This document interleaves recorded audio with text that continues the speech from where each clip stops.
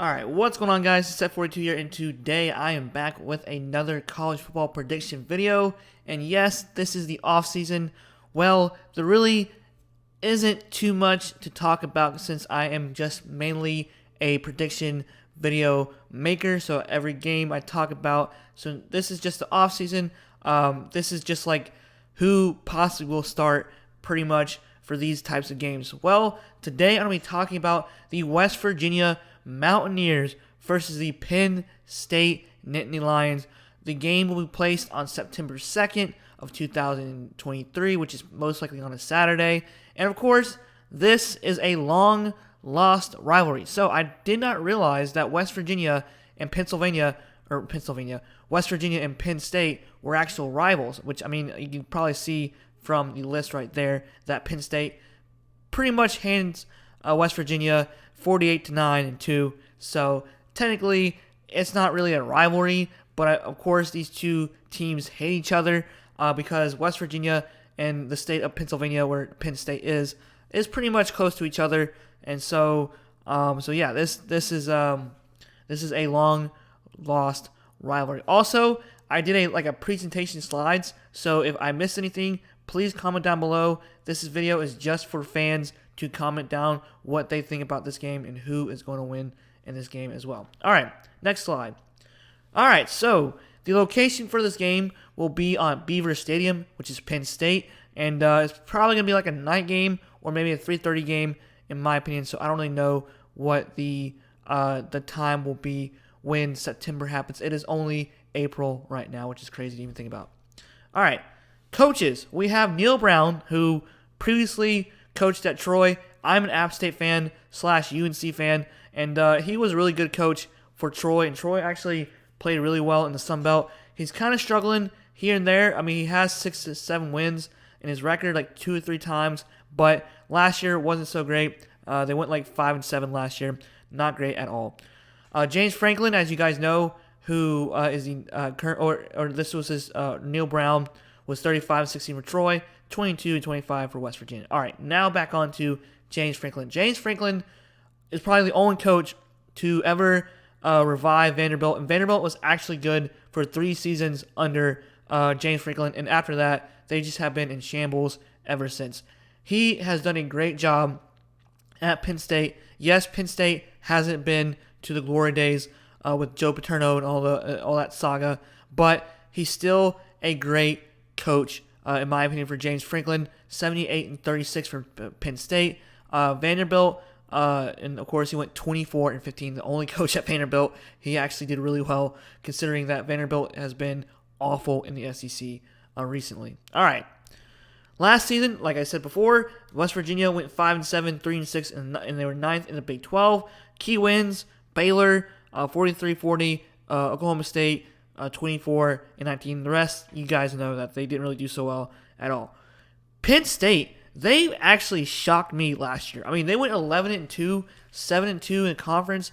They didn't beat Ohio State. They didn't beat, or I think they did beat. No, they didn't beat Ohio State, but they did beat Michigan State, Maryland, all the key wins. But these key wins, Auburn and Utah, were actually probably just the 2 key wins that shocked me this year as well, because they have a really good offensive, and of course Sean Clifford is also going finally. He's been there for 30 years at Penn State. So yeah, I mean, Penn State has shocked me this year. They probably had the best years in a while. But yeah, 11-2, 7-2, third in the Big East. And the East is tough with Michigan, Ohio State, and Michigan State. All right, roster news for West Virginia. This is just for the transfers, players transferring out, transferring in. JT Daniels for the 4,000 times transferring, now officially going to Rice. Sophomore Caden Prather, who's actually a really good receiver, and that's probably going to be a key player, losing him to Maryland. Sophomore Chris Mayo transfers to Eastern Michigan.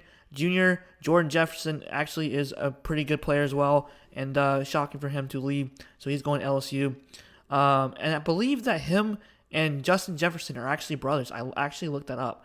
All right, freshman QB Will Crowder is going to Troy. Tight end junior Mike O'Laughlin transfers to Houston. All right, Players coming in to West Virginia as transfers: tight end junior Cole Taylor from LSU, wide receiver junior Devin Carter from NC State, and of course, which is kind of funny, Fatorma Mulba literally was at Penn State last year and now is at West Virginia, and he'll be playing against Penn State, which is kind of funny and ironic to see. So he comes from Penn State. Senior Davoin Hawkins from Tennessee State. Montre Miller from Kent State, who's senior. Junior Keyshawn Cobb. But this is not all the list. I just did like the top 6 guys who are transferring in to West Virginia. All right. So for Penn State, we have freshman Jamari Budin transfers to New Mexico State. Sophomore Fatora Malba, which I just said, which is funny because he's going to West Virginia, and West Virginia's playing Pennsylvania, or Penn State. Good gosh, I can't speak today. All right, so freshman Christian Felix transfers to Pitt. I just saw Pitt, and that's why I said Pitt. So freshman Rodney McGraw transfers to Louisville. Redshirt freshman Ken Talley transfers to Michigan State. Redshirt junior Keziah Holmes and transfers to Florida State. Now, I do believe that Penn State also got some pretty decent transfers coming in, which is Trey Potts, running back from Minnesota, sophomore Malik McLean from Florida State, junior Dante Cephas from Kent State. He had like 1,000 yards or something like that. And then Storm Duck. I think Storm Duck will definitely be better in this situation than he did at UNC. He wasn't that great. He just struggled one-on-ones, fade routes definitely. But I think Storm Duck, with the new place, a new DB coach who's actually good, will actually teach him how to do stuff. So I think Storm Duck will be good, maybe for Penn State, but he just struggled at UNC. All right, Riley Thompson transfers in from FAU. Senior Alex Felkins, who's a punter and a kicker from Riley, and of course from Columbia, which is an FCS school. All right, so I'm going to do the top 3 players on offense, top 3 players on defense, and if I'm getting the names wrong or if they're not going to be a starting player, then comment down below what you guys think. All right, Garrett Green, who's a sophomore quarterback, who for now is going to be the starting quarterback, unless Nico Marco, if I pronounced the last name wrong, I'm sorry. Him, or I think a freshman as well, could be in the QB battle for this upcoming season. As you guys know, JT Daniels is gone. So he went 43 for 78, 55.1 completion percentage, 493 yards, 5 touchdowns, and 3 interceptions. All right, so running back Tony Mathis Jr. for now, sophomore, had 135 carries, 562 yards of rushing, and 5 touchdowns. Pretty good for a player. All right, Reese Smith is a sophomore, 19 receptions, 205 yards, and 1 touchdown. Sam James, Bryce Ford Wheaton have also declared for the NFL draft. And they were key players from last year's team, even though they struggled. All right, Penn State. Drew Aller would most likely be the guy who replaces Sean Clifford, who's been there for 50 years. He went 35 for 60 with 58 completion percentage, 344 yards, 4 touchdowns, and 0 interceptions. All right, Nicholas Singleton, who is a really, really good running back. He had a great year. Who was a freshman last year, had 156 carries, 1,661 yards, and 12 touchdowns. That is really good, especially in the Big Ten. All right, wide receiver, Parker Washington, sophomore, 46 receptions, 611 yards, and 1 touchdown. And, of course, Sean Clifford to the NFL draft. All right, top 3 players on defense. West Virginia. I don't know if these are the exact players, but I do believe that Lee Pogba is actually coming back for his, senior season or 5th-year season. I don't know if he's coming back, but if he's not, please let me know in comments below. He had 92 total tackles, 44 solo, 3.5 sacks. And DB sophomore Aubrey Burks, who actually had a really good season last year, 66 total tackles, 46 solo, 1 interception, and 2 pass deflection as well.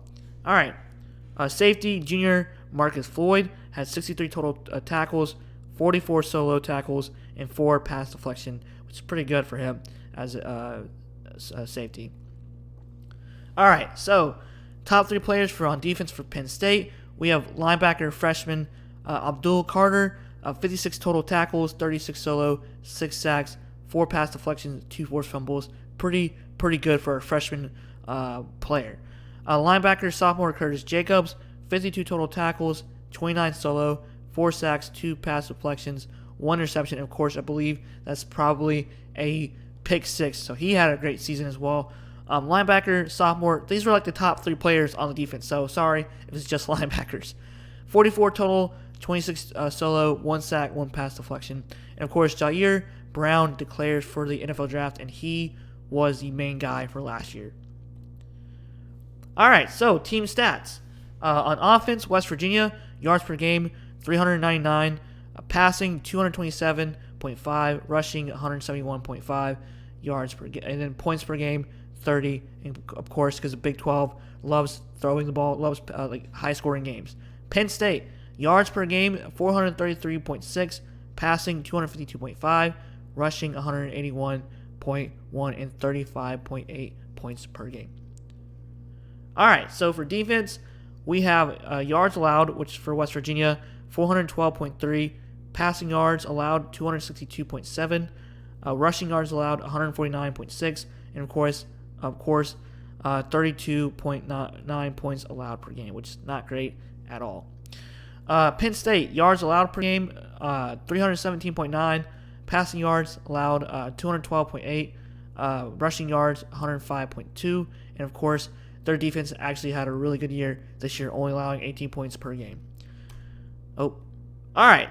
So, after all that, after the slideshow, I hope you guys enjoyed the slideshow. If you like that more often from me, comment down below. But my final prediction, I think that Penn State minus 10 will beat West Virginia because it's at Beaver Stadium. It might be a night game, and so it's gonna be like a primetime game, I think. And Penn State is defense, and of course they got everybody back on offense compared to West Virginia. They're kind of still young. They're still trying to figure out who they are identity-wise. So I think that in the respectful way, I think that Penn State will win this game by 10 points at Beaver Stadium. It might be a night game.